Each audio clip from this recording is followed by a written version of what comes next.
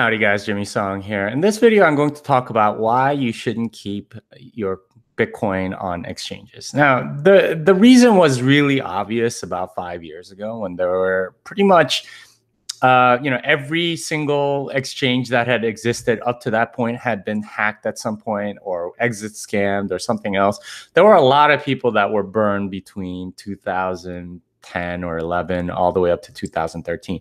Every single exchange had at that point been compromised or exit scammed or somebody ran away with the money. People lost a lot of Bitcoins that way. So it was very obvious to the people at that time, 2013, 2014, that you shouldn't keep money at exchanges. But nowadays it's not so clear. There are lots of people that keep their Bitcoins on Coinbase or Gemini or wherever and think, oh, okay, well, they'll take care of it. They're licensed or they have money transmission licenses or New York State bit license or something like that, and they think my money is safe. And I think that's the wrong attitude. Your money might not be subject to particular forms of theft, but it is subject to other forms of theft. If you have your Bitcoins on Coinbase and the government wants to take your money, what do you think they're going to do?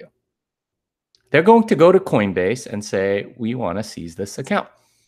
And we are going to seize it because we're going to say they use that money for terrorism or something like that. You're not really sovereign over your money when you have your money on an exchange.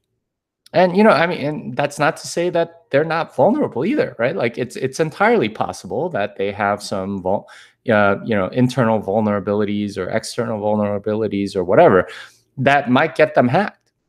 And this is true of every exchange in the world. And you have to be very, very careful because, even last year there was a Bitfinex hack and, they had to make everybody whole. I think it was like everyone had to take like a 17% haircut or something like that. And they eventually paid it out as equity and things like that.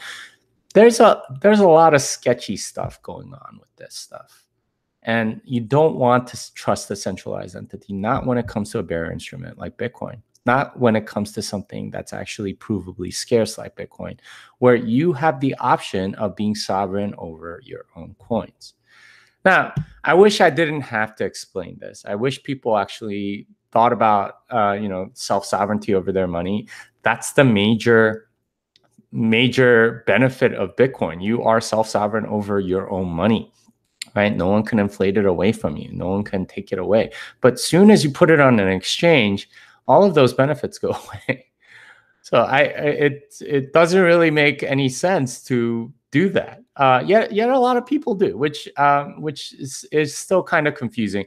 For them, I guess it's more a bet on everyone else seeing it as a store of value, as something that's unconfiscatable. Anyway, hope that helps you. Please start using using a wallet to, store your coins and so on. If you don't, given enough time, your coins will get hacked or haircut or something. So yeah, keep it yourself. Anyway, hope that helps you. This song is done.